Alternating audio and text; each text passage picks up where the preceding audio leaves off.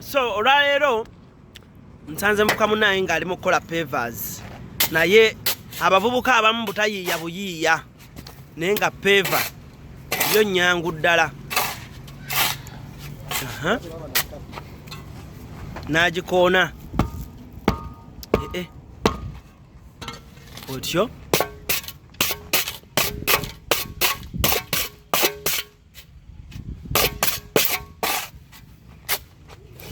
wow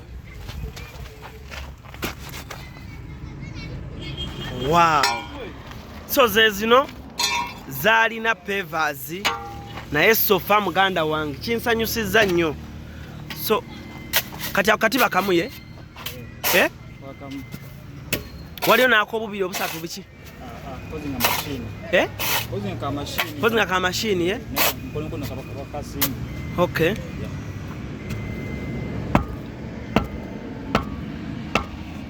Kyangu kola changu tekirimu nti byamaanyi biki tekamu amaanyi n'omumalirivu nkwatiraako wano suula kano leka ngende nkoleko nange njagala njigiriza ekintu kino. Kwata wano abu bino biteeke wansi abu yakoyiwamu kakiko osoosamu wansi kaki topu kakola katya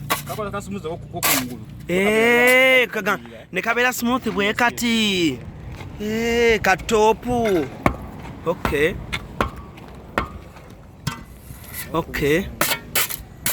naye awo nze kati we wayinza ekitiiyo gy'okikubamu eyo paati yebeera wansi nga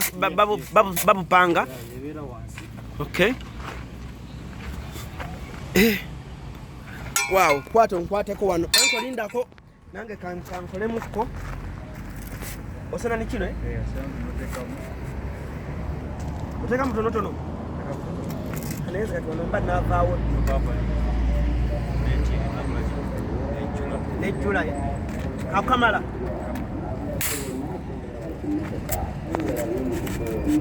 akatiba kano kagula mmeka kati eno business iyo eno business iyo mwana we bali kukola bakuyitani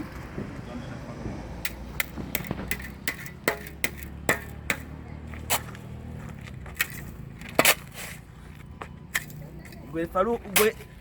wabulaga mulimu gwendi mukola tolaga nze nyongerako osakiroko ne nyongereko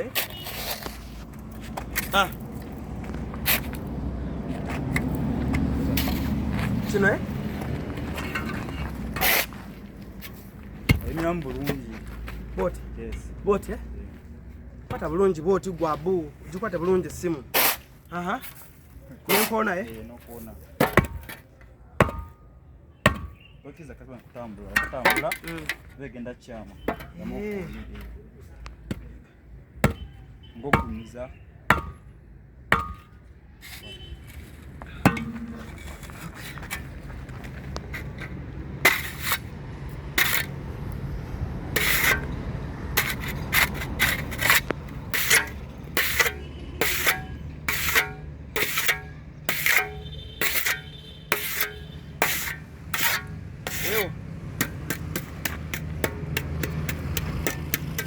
wewe kaja bwenti kwata no boti bwenti no kwata kawa naka wansi kajengo kola kunya kuumuzao ya force kola kunya yakola ki yakawumuzao bulungi okwo kati yawo obo kati yawo obo bononye soko je yoro plage bobo bononye nkajeyo washitegeera ayya kati nakada kawansi okoze eki boko ononye washitegeera eno omulango poshinga bodi kati ne yokawumuzamu ene soko okoze eki efudde ne okoze eki efudde kati kose iliwa wano kawumuza wano ona buliwa buli wali kakati science okusinga aliwa kino ekintu omanyi bavubuka bangi bali eyo Faruku omulambi gwa Faruku bavubuka bangi bali eyo kati gweyagala ogenda okuba ekyeyo of course oyagala ogenda ng'ofuna singa ekyeyo kikwase nengameka wagenda osobola ovaano nga bagenda kuwa kadde kamu omwezi ng'ogenda nga Saudi oba Dubai kisoboka eno bizinensi yo nze ndaba nze kunze ndaba ekuyingiriza bulungi kapeva kamu kagula meka kapeva kamu kalusamu kisinzira kuba eno square meters emitwalo 26 kati obalamu entudano wetudde wano woti batulage ebintu bino nga tulaba eno square meter egera mu 50 pieces kati kano kamu kameka kasinji lusanvu kano kamu ka lusanvu wow okozesa sente meka olunaku kisinzira solo okugamba nti leero kisinzira bakasoma embandina nengamba nekasoma mpadde order ya paper zitano nengamba two weeks abankoze ekikirabali ndakwita munanga tukoleki tukole ma mutera okukola ababiri yes no kwa munanga yagezeko mu Easter naye eno business nenga yiyo gwagitandika ne sente meka nabana kunkozesa mu baide kwera ba customer bange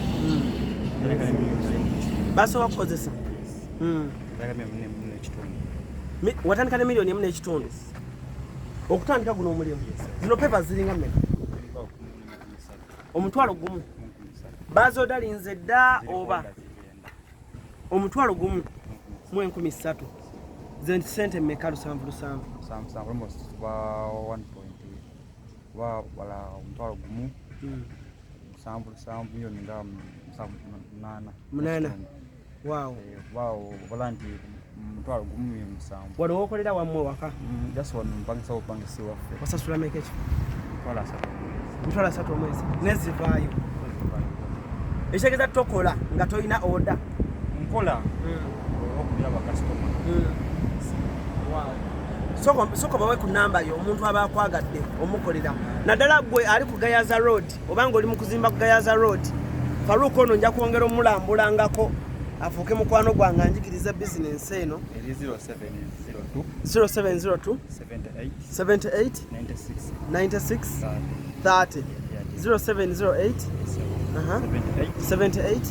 96 30 kiki ofunyemu sofa mfunyemu ebintu bingi nzimbyamu ennyumba olina ennyumba olujja lwa peva actually sinalutekamu peva naye nga kyekiddako sinaba kunyumaliza bulungi wasoma nasomako nokoma mu class wakoma mu senior 4 notandika guno omulimu ogumaze embanga ki myaka 6 ozimbemu amaka wow muganda wange nja kwongera okukeberanko Faruku ngenda twala enamba yo nange nebuuka okukola ku bizinesi bweti naye kiba kirungi neweebuuza n'owabulwa nja kujja ompabulemuko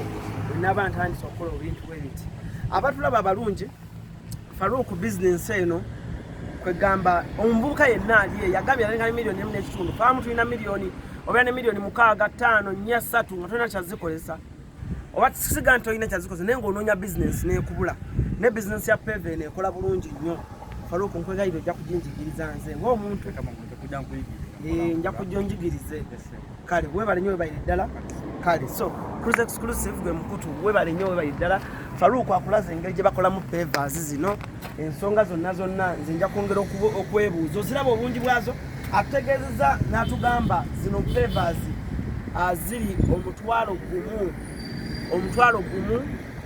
n'ekitundu